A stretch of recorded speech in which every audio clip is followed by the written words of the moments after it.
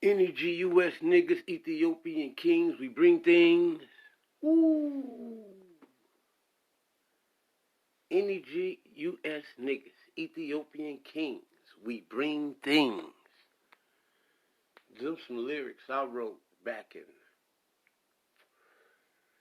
1994, maybe 1992. Yeah. Hey, yo. Get the Anchor app, y'all, so y'all can listen to your boy. For real. Y'all can get the raw, uncut news. Yeah. Get the Anchor app. Greetings. This is Yasha Ben Israel. For the Yasha Ben Israel Terry Whitfield podcast show. The place where we prance through the fog just to glance through the smog. The place where I talk about things that they don't want to talk about. And the things that they don't want you to know. Because we do have answers. Yeah, baby. Whether they want to hear it or not, we do have answers. Today I'm going to do a comparative contrast between the King James Version of the Bible and the Hebrew Tanak. My purpose is to show the importance of the Hebrew language and to show the importance of the Hebrew thought. I've always said that I am a student of the Bible and I am a student of the Tanak. And in those learnings, I've learned a greater appreciation for history. I've learned a greater appreciation for the ancients, for they had the original thought and the original idea, and we are trying to find it. Well, at least some of us is, because some of us think they got the original idea, and some of us even know that they don't have the original idea and they're comfortable with the idea that they have today. Being comfortable with the modern idea causes me to rest at the King James Version of the Bible.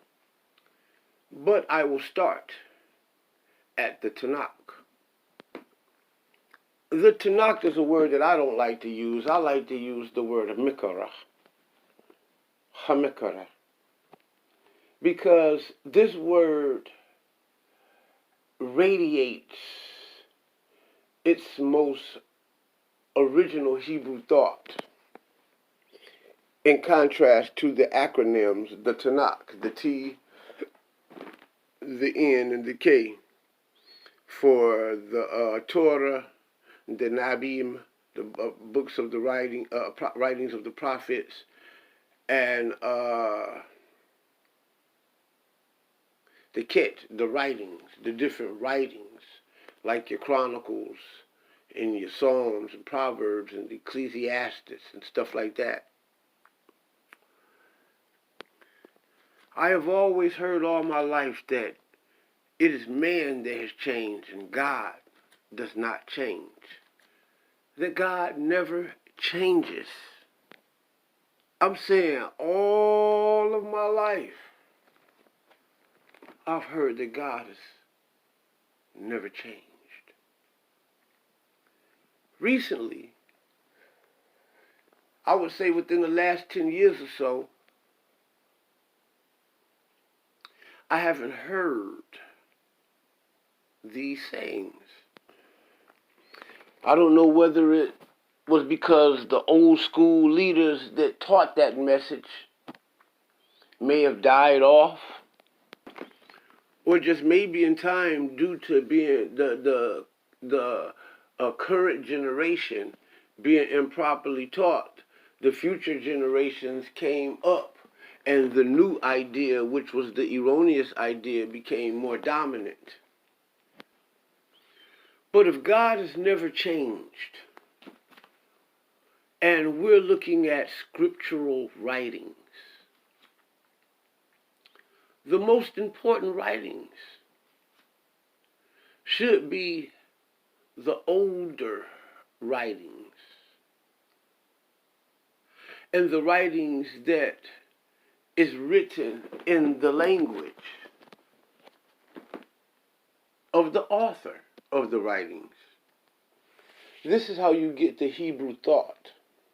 You know, you can't erase the culture and the histories of a people when you're reading their materials. For this is what has happened,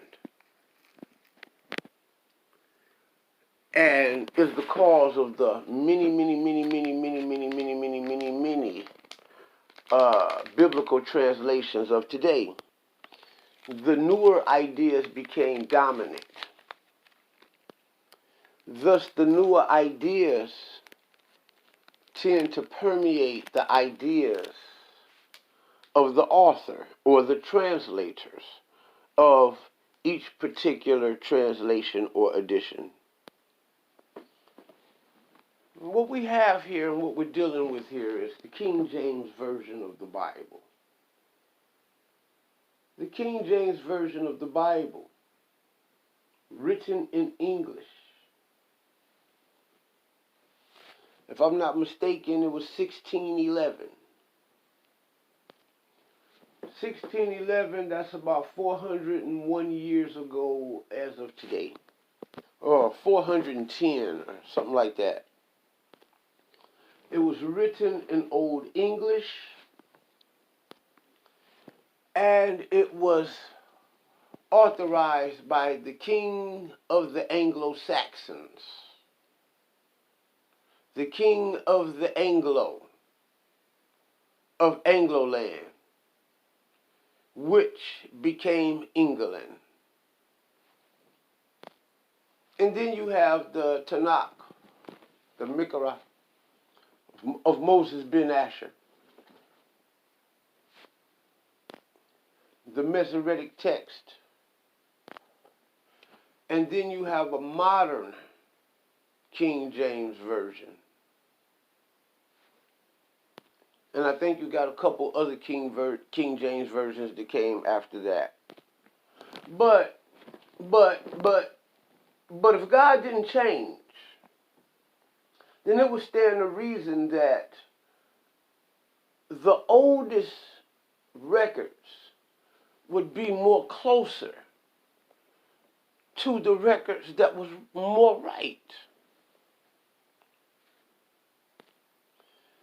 The older records would seem to stand to reflect the more clear ideas of the ancient. And God is considered the Ancient of Days.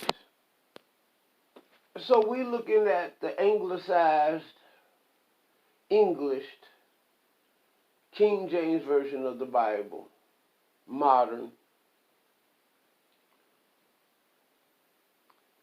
And we're going to contrast it against the ancient Afro-Asiatic version of Hamikra, the Tanak, or the Torah, the prophets, and the writings, hence the Tanak. What you will see here is that, like I stated earlier, how the King James reflect the agenda of the Anglicans, or the English, or the whites. And we will be contrasting that against the original Afro-Asiatic Hebrew version, ancient, of the Tanakh, and you'll see how that translation reflect the ideas of the ancient Afro-Asiatics, which were black. I'll be talking about the Songs of Solomon in the first chapter, looking at verses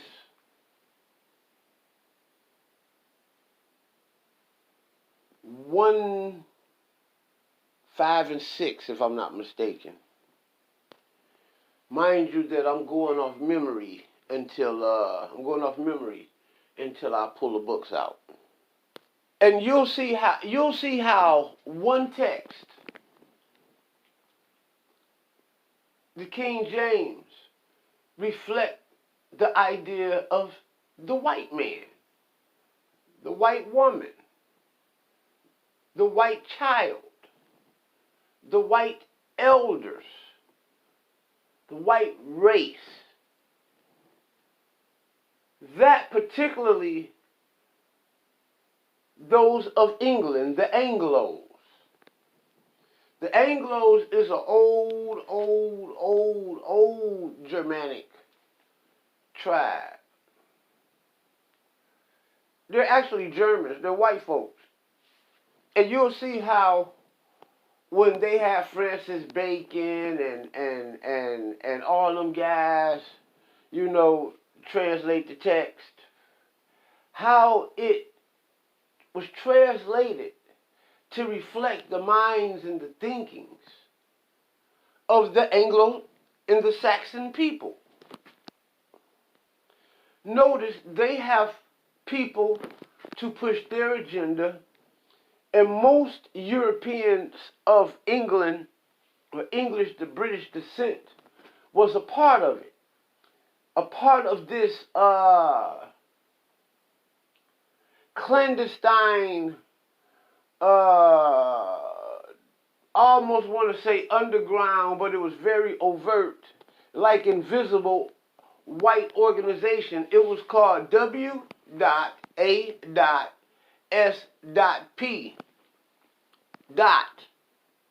And that is the White Anglo-Saxon Protestant Party.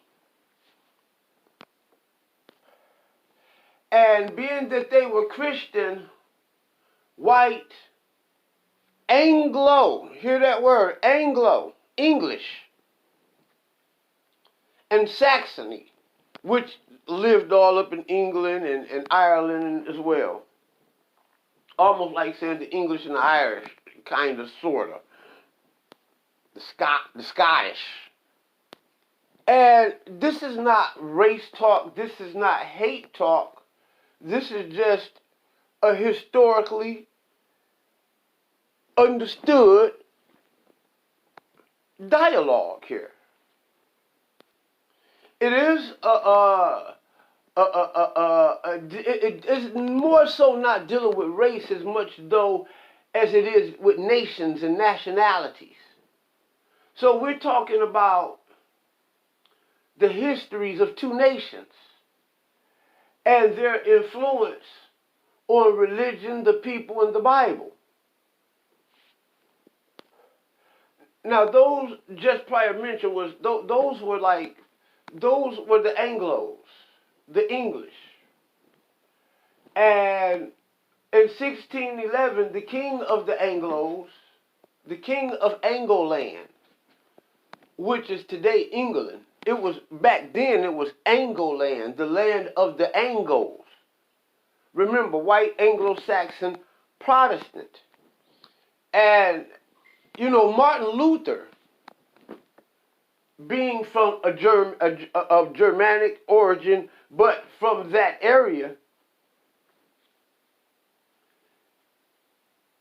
had prior to protested against the Roman Catholic Church, and the Protestant movement was made and formed.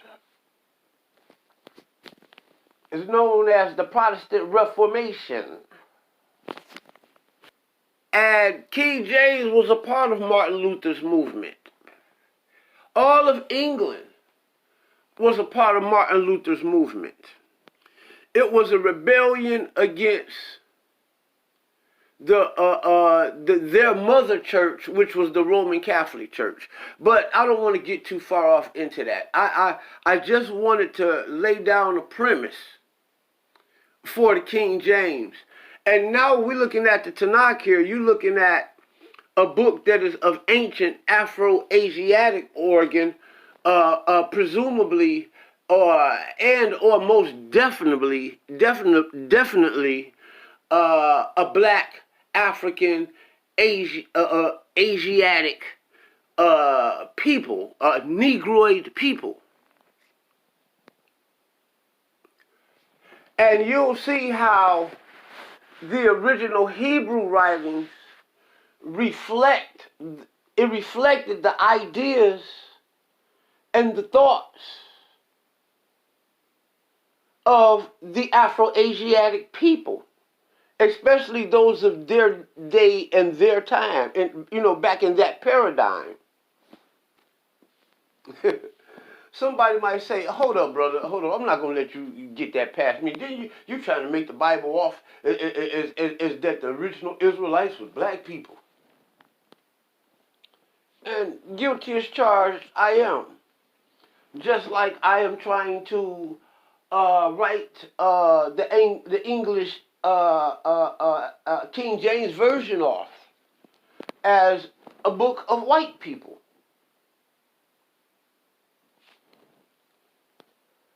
We're talking about in the spectrum of race, ethnicity, ethics, creed. You're talking about two different groups of people, very different groups of people who actually lived physically, mentally, and spiritually worlds apart. Actually, I quoted 3 verses from the Songs of Solomon. I think I'm just going to focus on one for the sake of time. I would like this podcast to be real short and concise. Now, I'm reading from the Songs of Solomon, the first chapter and the 6th verse. And I'm only going to read just the first part of it, just prior to the semicolon. And it says, look not upon me because I'm black, because the sun has looked upon me. No, excuse me. I done got caught up in this fanciful writing. I'm looking at an original King James text, and the old writings in the fanciful forms kind of attracted me to verse 6. It's actually verse 5 I'm looking for. It says, I am black, but comely, O ye daughters of Jerusalem. I am black, but comely, O ye daughters of Jerusalem. I say Blake because in the 1611 it spells black, B-L-A-C-K-E.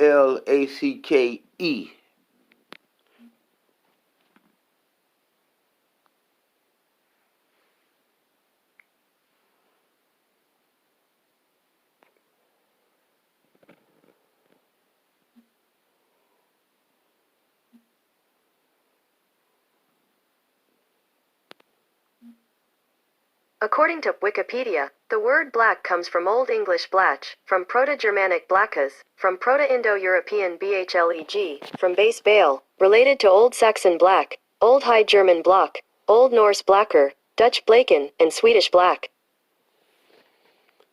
Proto-Germanic blackas, meaning burnt,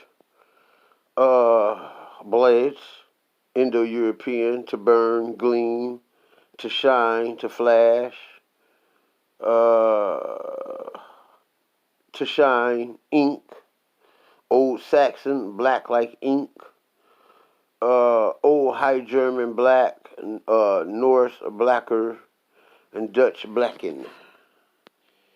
Now, the today's standard King James Version, Songs of Solomon, chapter 1, verse 5, it says, and it reads like this: I am black, but comely, O ye daughters of Jerusalem. Stop right there.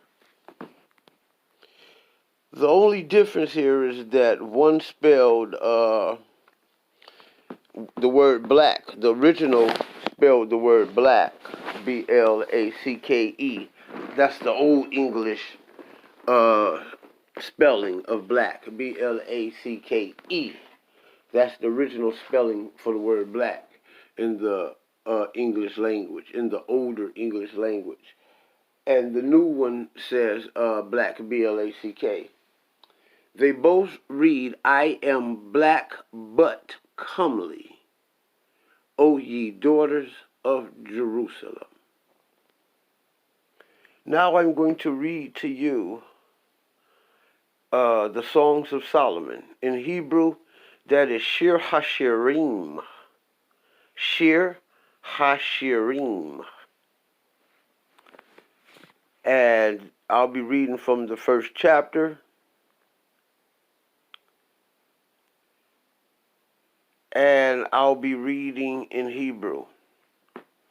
It says, Shakura ani wanawa banut Yerushalem. Shakura ani wanawa banut Yerushalem. Now, what that basically reads, a word-for-word translation, and not using any other translations other than what I see and what I translate as a trained Hebraist. Shakora, which is black, like the word shakur. That's the Hebrew word for black. So shakora is making the word black feminine, okay? Meaning that it is talking about a black woman, okay? Shakura ani, which is black I am. Wanawa, and beautiful. Benot, daughters, Yisraelim, Israel. Basically what that means is, I am a black I am, and beautiful of the daughters of Israel. Black I am, and beautiful of the daughters of Israel. That's what that means. Basically, this lady is saying that I am black and beautiful of the daughters of Israel. And I'm going to read to you what Rashi had to say. The Rashi commentation on this particular verse. Okay? Rashi said, he said this about this verse. He said it meant to him, I am black but comely, etc. You, my friends, let me not be light in your eyes, even if my husband have left me because of my blackness. For I am black because of the sun's gaze. But I am comely, with the shape of beautiful limbs. And if I am black as the tents of Kedar, which are blackened by the rain, for they are constantly spread out in the desert, I am easily cleansed, to be like the curtains of Solomon. The allegory is that the congregation of Israel says to the nations, I am black in my deeds, but I am comely in the deeds of my ancestors. And even some of my deeds are comely. He is black in the deeds of his ancestors. He is black in the doings, in the actions of his ancestors. Mind you that Rashi lived in North Africa, and he frequented between the Jewish world at that time of North Africa, and Egypt, Tunisia, Carthage, Mali, Ghana, Nigeria, all of the northern Africa, and just south of the Sahara, was heavily laden with African Jewish tribes. Now one may say, Yasha, hold on for a minute. Hold on for a minute. You're telling me that the Bible says that I am black, meaning that the people of Israel were black? But Yasha, that was not talking about the children of Israel. That was talking about a Shulamite woman. Yes. The deeds of my ancestors were black. Ain't that what Rashi said? Yes. The African Rashi, one of the greatest rabbis of the medieval world and the Jewish world, a Gayo. They called him a genius.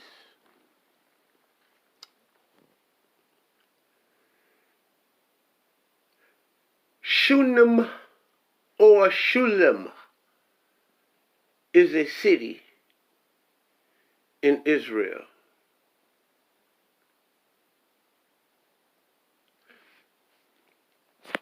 I repeat, Shunem or Shunem.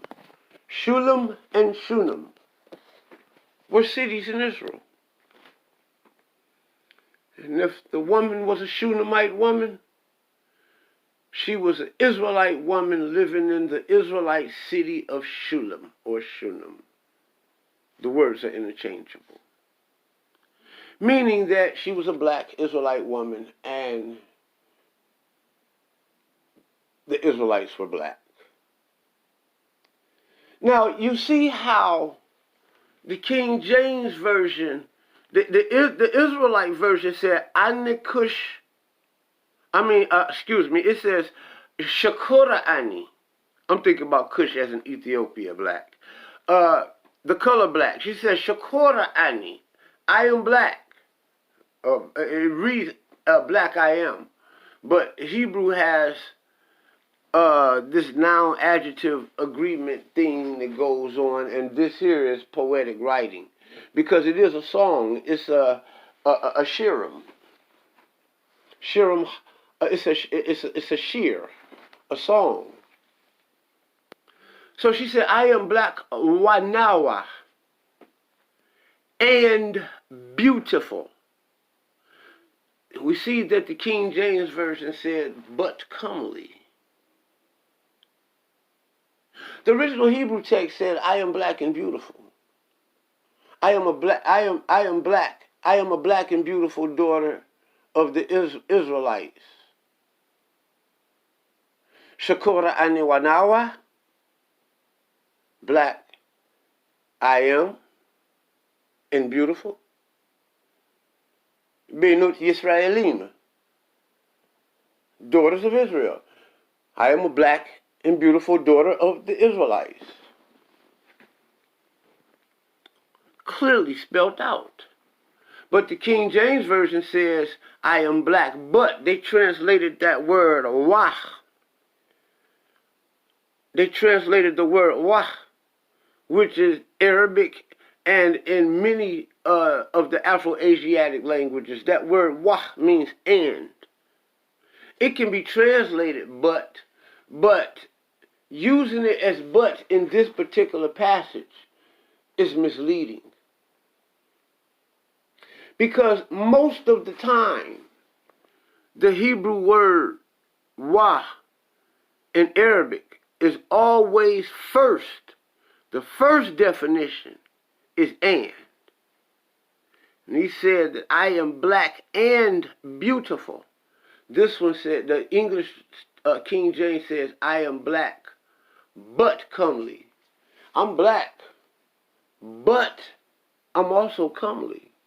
As if though it wasn't an accepted thing to be black and beautiful. You know, like her beauty supplants for her blackness, or cover up for her blackness, when it actually is her beauty is represented by her blackness, because she is of the daughters of the Israelites. Now you can see clearly how